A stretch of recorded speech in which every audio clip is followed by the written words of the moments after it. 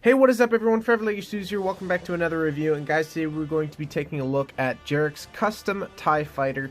For those of you who watched the live stream a couple weeks ago of me building this, I built this on stream, and this is of course the custom classic TIE Fighter in all of its glory. Guys, this thing looks fantastic. I love this TIE Fighter probably the most in my opinion, because of course it is the classic variant. It is the most iconic Imperial ship, and at least in my opinion. But yes, I did build this on a live stream. I had a fun time building this. I think it took me a couple hours to get it finished. It didn't take me as long as, say, like the TIE Bomber or the TIE Advanced. But I did, of course, want to get a review on this. Basically, I meant to do it a little bit earlier, but I got caught up with a few things, including the finale and a few other things. But, so, we do have the TIE Fighter, of course. This is from Brickvualt, or by Jerac, the designer. You can get the instructions from Brickvualt.toy. I'll leave a link in the description below. It contains 89 unique pieces, and it retails, or at least the price varies, from $70 to $125, which sounds very pricey, especially if you're just wanting a classic TIE Fighter.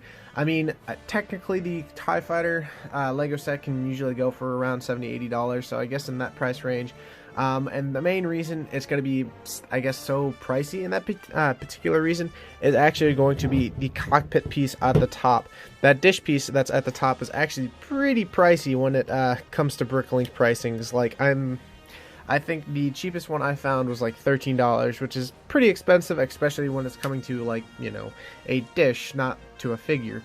So this set is pretty large. Of course, it is minifigure scale, so what that means, it is scaled directly to a minifigure, so I have a Stormtrooper right there for comparison. You, of course, can fit a pilot inside the cockpit right here. Let me zoom in right there. So you do have a pilot right there. Of course, to get him out of the pilot area, you do have to take these two pieces off right there. But other than that, I just like, you know, keeping the pilot in there, of course, because that's where he's supposed to be. Now, again, this vehicle looks fantastic in my opinion. This thing just overall gives it that iconic TIE Fighter feel, and I don't know, it's just so much better. I have the, or had, again, I had the previous TIE Fighter, which came out in the Han Solo wave, and this thing just blows it out of the water. This is much better. The designs, the curves, the different unique pieces that are used in this is far superior than the Han Solo TIE Fighter. Now, of course, I do not have the Solo TIE Fighter built currently. Most of the parts from that set actually went towards this, so I don't really have that one built anymore. But honestly, I don't mind. This is definitely the superior TIE Fighter right here. Now, of course, I will pause the video so I can grab the other vehicles so you guys get to see a comparison of the TIE collection so far. Okay guys, so as you guys know that I've been building up the TIE collection for some time, of course starting with the first one, which was the Vader's TIE Fighter, moving that right next to it. As you guys can see, definitely a height difference right then and there, of course. This is much lower to the ground than the actual TIE Fighter. It does look fantastic, especially when next to each other, because of the fact that it definitely gives me a couple ideas to do a possible trench run from A New Hope. I thought that was probably the coolest idea after getting the TIE Fighter built, as well as something built, which you guys will see in the next couple days. But it definitely gives me that idea of possibly doing a small trench run mock just by having these vehicles built right then and there. Now, of course, you do have, next we have the TIE Bomber. This was the second one that I built in the TIE collection. Again, this thing is, you know, of course, slightly smaller than the TIE Fighter. It is larger and much wider than the TIE Fighter, but honestly, both these ships look fantastic next to each other. They look great.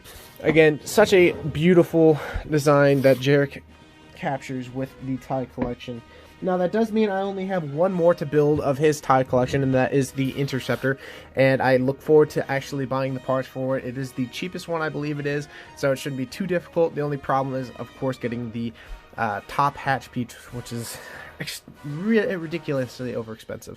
But I do recommend picking up the TIE Fighter. If you guys don't want to buy the whole TIE collection, this is something that, of course, is a great design, a iconic ship, just as iconic as the X-Wing, and something that you can, of course, just lift up, swoop around. Normally, when I review models, it's more so for, like, mock use or for display, and the purpose, like, this is, you know, this isn't going to break if you tip it over or anything like that. This is very sturdy design, probably the most sturdy out of the rest of the TIE fighters, so I definitely think that you could totally build this, still fly it around your room, and of course this does look much better, it's said in a mock, like possibly again the trench run or something like that. So I do recommend the TIE Fighter from Jerac. Again, I will leave a link in the description. I highly recommend you building one if you have the instructions for yourself or are planning on it, because it is such a great design, and everyone, you know, everyone loves the classic TIE Fighter. There's nothing wrong with it. So, with that being said, hope you all enjoyed. If you did, definitely show some love by smashing the like button, as well as if you're new to this channel, definitely subscribe. And I will see you guys in the next video. Bye-bye.